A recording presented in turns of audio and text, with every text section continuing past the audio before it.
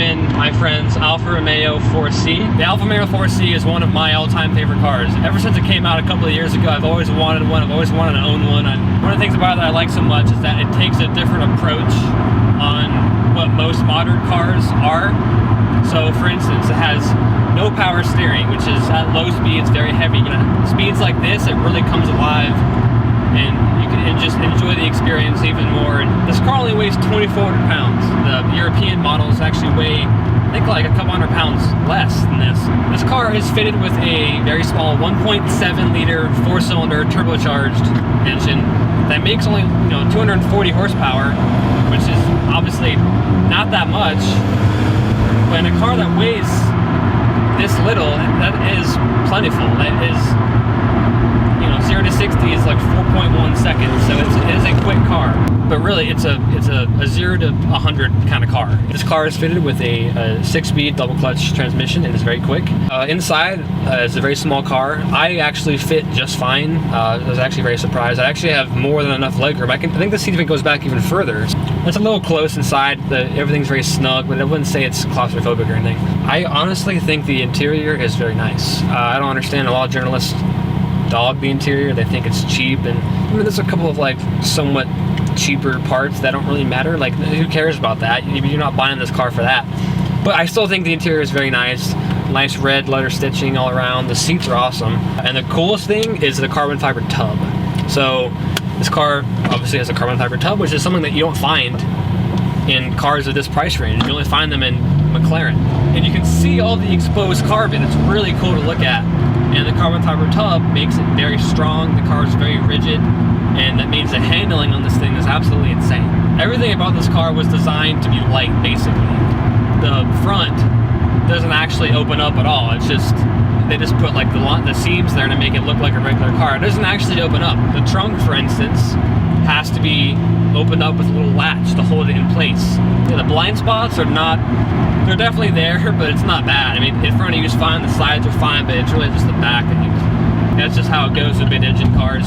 So this car is the launch edition. What that was is there's the first 500 cars to be, well, launched, I guess. That's power steering. You get more carbon fiber.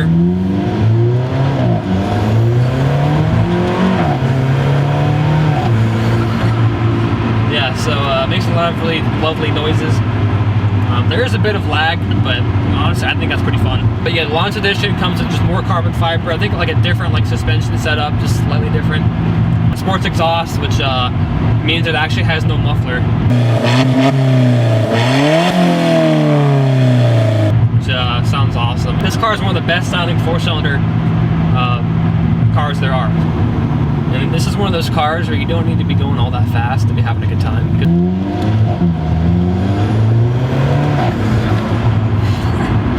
This car definitely gets a lot of looks, especially for a car of this price range, because it looks beautiful. It looks like a mini Ferrari, especially in red, obviously. It's a very wide car. It's as wide as a Range Rover, but as short as the Ford Fiesta. So it's basically, the handling is awesome. That's what I'm trying to get here.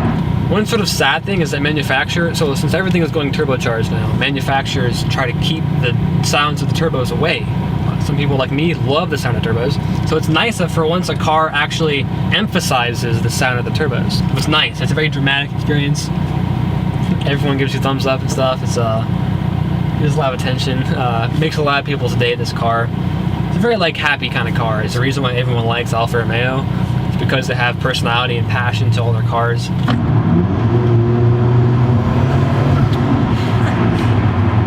I don't know why, it's so fun to do that. It is fun. It's a lot of fun. I could do it all day. This car does feel very quick.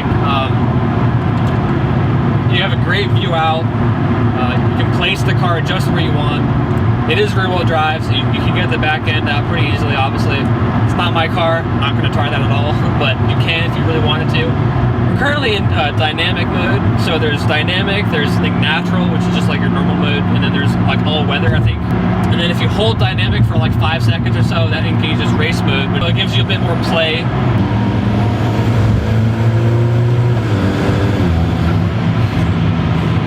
It's all kinds of sounds coming out the back.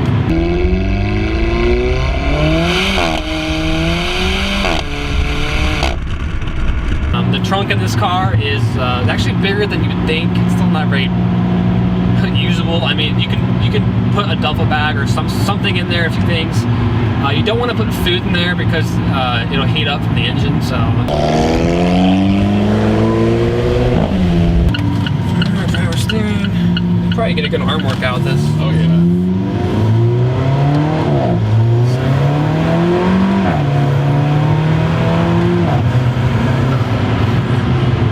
Like that, we're at about 80 almost. But again, you don't have to be going very fast to have a good time. I could be going 20 miles an hour in third and just make little turbo sounds every 5 seconds. This car's competition, Porsche Cayman, Lotus Exige, Lease, whatever, Evora, I guess.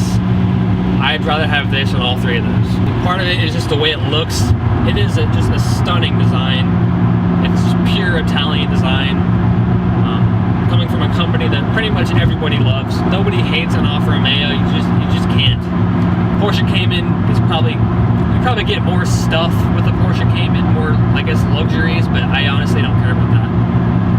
It is a great car, obviously. So my dad had this generation Porsche Cayman. It was a manual. It was a very fun car, great sounding car. It was all very fun, but this feels more special than that did. In so many levels above that. There's not much sound deadening, so when you're on like the interstate, it's probably not the quietest car, but again, who cares? Like there's so many compromises with this car, but you just don't care because the rest of it's so good. Yeah, I mean, but the interior is very nice. You have, you do have, this head unit that you can buy aftermarket, but who cares? I mean, I just don't care. Yeah, you probably can't hear that much, but you have that to listen to. I know I keep saying who cares, but who cares? Like, it's so fun. This thing revs to about 6,500. It has a really cool speedometer. It's much like the Lamborghini Aventadors, kind of. It has that sort of digital display.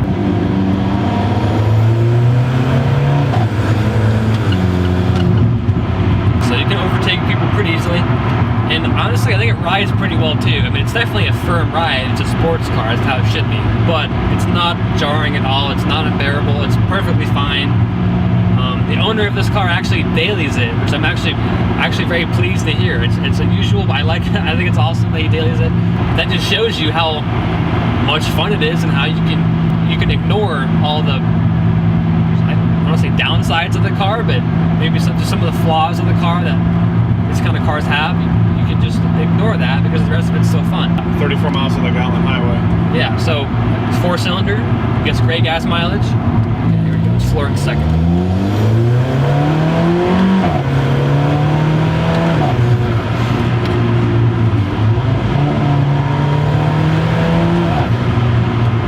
You can cover grounds pretty fast in this car, I would say.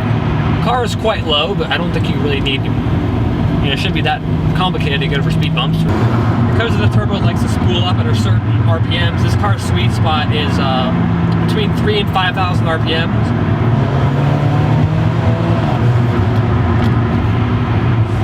I want one so badly.